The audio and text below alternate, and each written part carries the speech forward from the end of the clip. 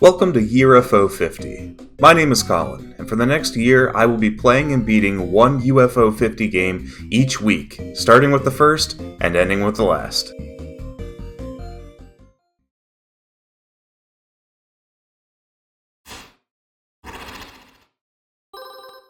Ninpek.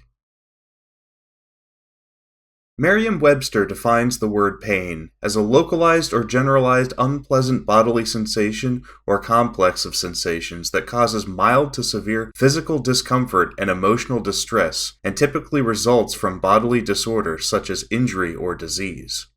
Pain is a very broad word that can cover a wide variety of ailments to different degrees. The word agony paints a more vivid picture in one's mind. When I think of agony, I think of an unbearable and prolonged pain, one that can scar or even drive you to madness. Ninpek is a 2D side-scrolling platformer, where you play as a ninja who had his sandwich stolen. Armed with throwing stars and a double jump, you must navigate and destroy various enemies and collect points to get your sandwich back. It's a pretty straightforward premise, and I despise it. My hatred for this type of game burns through me, like the heat of 1,000 suns. You have a limited number of lives with no checkpoints, meaning that, like Barbuda, once you run out of lives, you have to start from the beginning. To be clear, nothing about this game feels unfair. Every enemy acts predictably, and the enemy placement doesn't change round to round. It is a game about finding the best path and executing it as perfectly as possible. Anytime I die, it is my fault, I get that. The thing that grinds my gears is that it takes so long to get to the later segments to learn the enemy patterns. It's frustrating to have to replay that early segment over and over again. The worst thing that would happen to me was I would have a great run where I locked in and progressed so far, and then the next round I would immediately slip up and die to the first few enemies. It feels super bad. That's just the kind of game it is though. Even though I don't like playing it, I still respect it. With that in mind, here are some things that I do appreciate in Ninpek. The character designs are fun. I like how wild and vague some of them are. I'm not sure if this is supposed to be a pigman, but that's who it is to me, it's the pigman.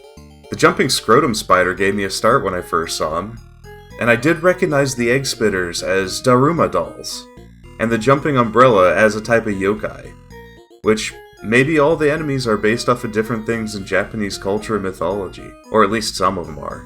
Also, screw the laser pigs. I hate those guys. When you die, you respawn as a ghost, and get a double shot that lets you clear out the area before converting back into mortal flesh. This is a pretty neat way to let you respawn in a game that fills the screens with enemies and projectiles. It gives the player a bit more control. You just have to be careful when you regain your flesh, because your ghost form is temporary, and you can immediately accidentally kill yourself again. The game breaks up the pace pretty well with distinct zones and unique enemies and layouts in each of these zones. The first zone is pretty straightforward. There are pigs that run back and forth, and a few enemies that try to shoot you. It has you doing the basic jumping, dodging, and shooting. Now the spooky zone is filled with hopping umbrellas, mushrooms that explode, and flying teeth that come at you from behind, which this forces you to either destroy the mushrooms or trigger them early, while juking the umbrellas and constantly keeping an eye on your back for the teeth. And then in another zone, they have you do some precision jumping while trying to avoid the same teeth from before. The developers created some very distinct areas and situations just by remixing the types of enemies and the platform layout, and a lot of them are super memorable. Now these large areas are broken up by bonus zones where you collect cherries for points. And if you collect enough of them, they transform into other foods, worth even more points. So they go from cherries, to jelly donuts, to little cups of coffee. For a while, I didn't try too hard to collect them because I just wanted to reach the end of the level. But I realized later that these balloons that give you extra lives spawn based on how many points you have. So eventually I got pretty decent at collecting as many foods as possible. There are also these bonus sandwiches that are worth a lot of points that only show up on the stage if you touch a specific unmarked spot on the screen, which I thought were fun little secrets that I tried to get when I could. I enjoy the fact that Ninpek is the first game to have a full song play while you're playing the game.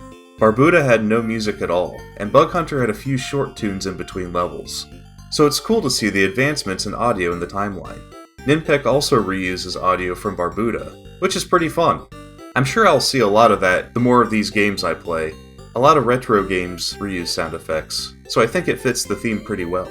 Another detail that emulates the games of the time is that the number of ninja stars that can exist on the screen are limited. You have to wait for your star to either collide with something or run out of range before you can throw another one, meaning that you can spam the stars on close enemies, or you have to time the shots better for further enemies.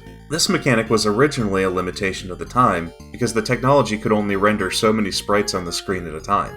The same thing can be seen from the fireballs in Mario to the bullets in Galaga or Mega Man. Here in Ninpek, you can pick up more ninja stars from defeated enemies, allowing more of your stars to be on the screen at a time, and giving them more range. If you lose a life though, your stars and range are reset, so maintaining your stars is pretty important to winning. In fact, I don't think you can actually beat the boss with just one star, because your range is too short to hit the giant squid in its eye. The boss battle made me realize that throughout the game there were easier to kill enemies almost always sprinkled in to allow the player a chance to build their stars back up, which is pretty cool. After beating the boss, the game drops you back at the start, gives you a few extra lives, and upgrades the enemies. I didn't play much of the second run, because it takes almost 10 minutes to reach the end of this ding-dang game, but I did make it far enough to see a few of the enemy changes. Some of the early enemies were just their upgraded versions from later in the game, but the sea monsters that shoot at you were completely replaced by these purple lizards, which, honestly, I hated the sea monsters, so I preferred the lizards. And the hopping scrotum spiders also gained the ability to shoot bullets in both directions, which I don't really see as a big threat because they already shot at you.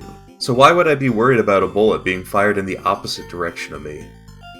While playing this game was agony to me, there's still a lot to appreciate design-wise. I can't say this is a bad game, and I don't really think anything should be changed about it. It's just really not the type of game for me. I didn't spend nearly as much time in Ninpek as the other two games I've played so far, but the relief was so sweet when I finally finished it. I also got these cool little possums for the roof of the house. I like that they animate a little. Alright, see you next week.